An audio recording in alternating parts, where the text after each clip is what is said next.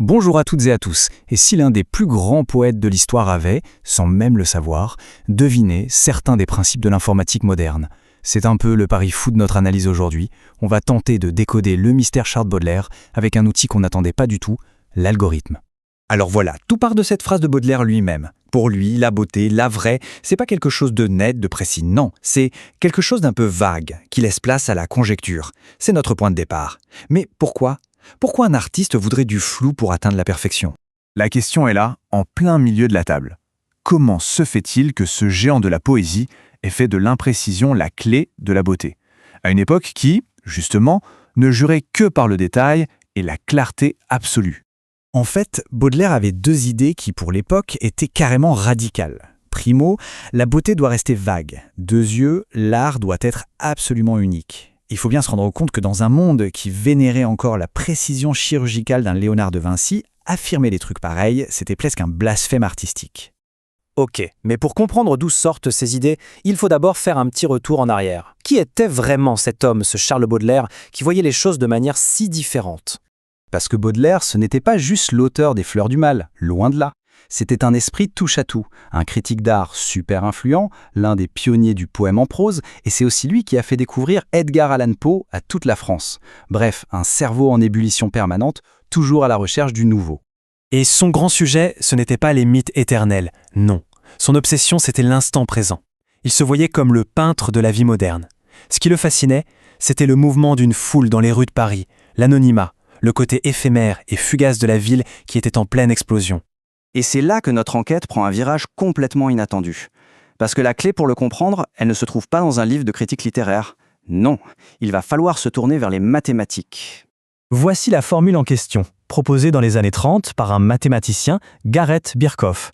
La beauté, B, serait égale à l'ordre, O, divisé par la complexité, C. Autrement dit, plus une chose est ordonnée et simple, plus elle nous paraît belle. C'est une idée d'une simplicité presque déroutante, et pourtant, vous allez voir, elle est incroyablement puissante. Mais alors, ordre et complexité, ça veut dire quoi concrètement ? En fait, c'est assez simple. L'ordre, c'est la simplicité de la recette. Moins il faut de mots pour décrire quelque chose, plus son ordre est élevé. Et la complexité, eh bien, c'est le temps de préparation.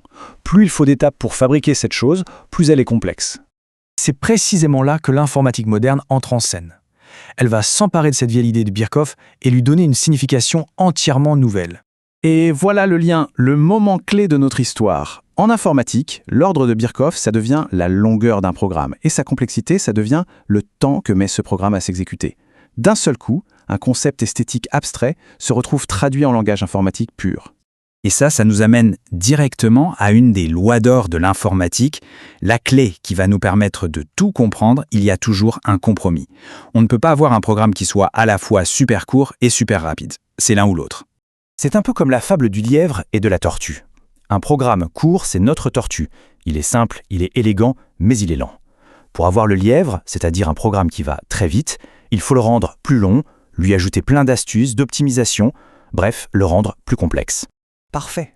Maintenant qu'on a cet outil de pensée, cet algorithme en tête, on peut enfin revenir à nos deux mystères baudelairiens. Pourquoi le vague et pourquoi l'unique ? Allez, attaquons-nous à la première partie de l'énigme. Pourquoi diable le vague serait-il supérieur à la précision ? Le raisonnement, en fait, il est purement statistique. Suivez bien. Prenez n'importe quel objet, disons une fleur. On peut la décrire avec une infinité de niveaux de détail, qu'on va appeler L. On peut faire un simple croquis, une peinture hyper réaliste, une analyse de ses cellules au microscope. La question c'est, lequel de ces L niveaux est le plus beau ? A priori, on n'en sait rien. Ils ont donc tous la même probabilité, soit une chance sur L d'être le niveau de beauté optimal. Et la conclusion est mathématique. Ça veut dire que le niveau le plus détaillé possible n'a qu'une toute petite chance, 1 sur L, d'être le bon. Autrement dit, la conclusion est implacable.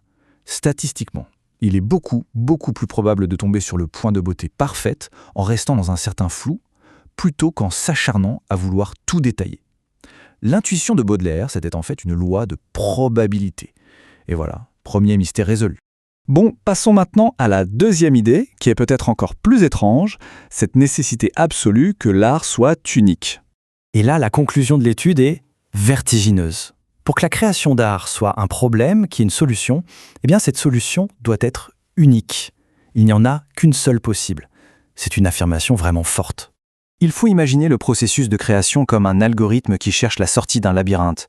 S'il y a 10 sorties possibles, 10 chefs-d'œuvre parfaits, l'algorithme risque de tourner en rond, de ne jamais se décider. Le problème est trop complexe.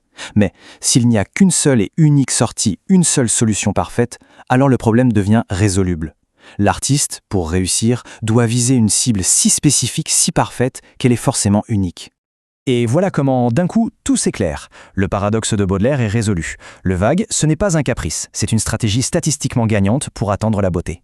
Et l'unicité, ce n'est pas de l'élitisme, c'est une condition mathématique pour que la création puisse tout simplement aboutir.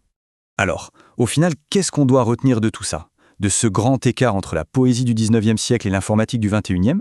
Eh bien, ce qui passait pour une simple intuition de poète, une idée un peu mystérieuse, s'avère être peut-être une vérité bien plus profonde sur la nature même de l'information, de la complexité et de la beauté. C'est comme si Baudelaire avait senti avec un siècle d'avance des concepts fondamentaux que la science n'a commencé à formaliser que bien plus tard.